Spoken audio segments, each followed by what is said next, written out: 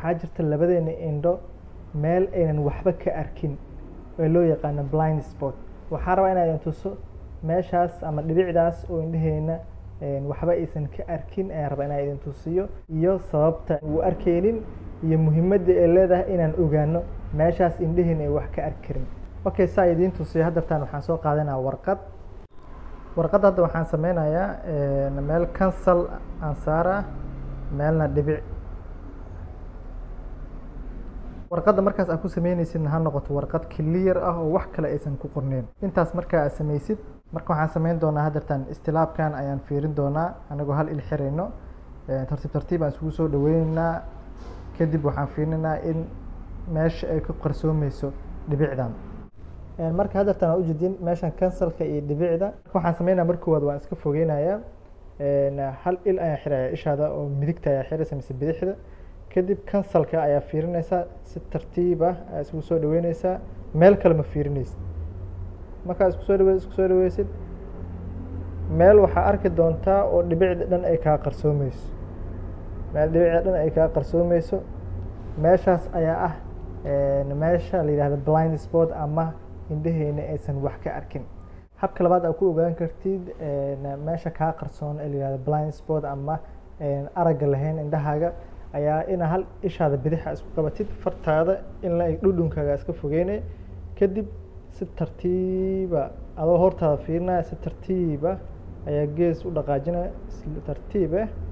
kadib waxaa arkaysaa meel ay kaa qarsoomayso fartaada oodan arkayn. markaa dhaafsiisid xitaa waa arkay laakiin meel ayaa jirto anaka halkan waaye ma arki karo markaan dhaafsiiyo waa arkay. meeshaasna waa meesha blind spot lahado ama aadan ka arki karin wax. marka waa maxay sababta meeshaan indhaheena wax uu arkayn? waxay tahay indhaheena waxay leeyihiin optic nerve wax lahado neerfaha indhaheena.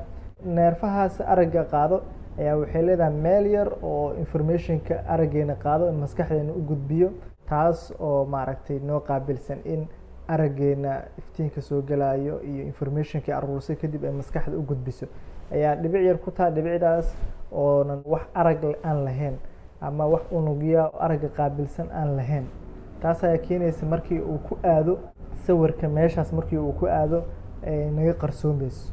marka muhiimadda ay aada u leedahay qofki inuu ogaado meeshaas ama wareegaas ama dhibicdaas oo araggeena leh ayaa ay tahay in xilliga tusaale ahaan oo qofka gaari kaxinayo oo kale waa aragteen haadadka oo kale adoo hore fiirina haddana haadadka qofka uu la socdo markaa waxaa kusoo aadi karta marka indhihiisa waxaa kusoo aadi karo meeshaas yar oo blind spot lahado oo qofku wax ka arkin ayaa haadka indhihiisa kaga aadi karo.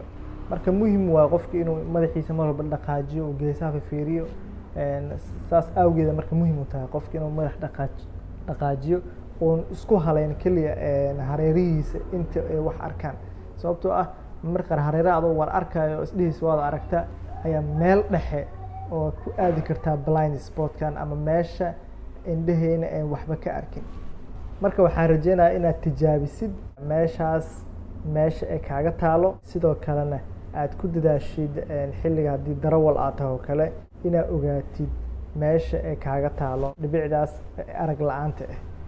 intaas ayaa muuqaalkeena kusoo gabaynaya. hadda muuqaalka hesha like saar sidoo kale haddii aad nagu cusub tahay nagu soo biir subscribe noo saar. waxaan idin rajaa caafimaad iyo nafyo.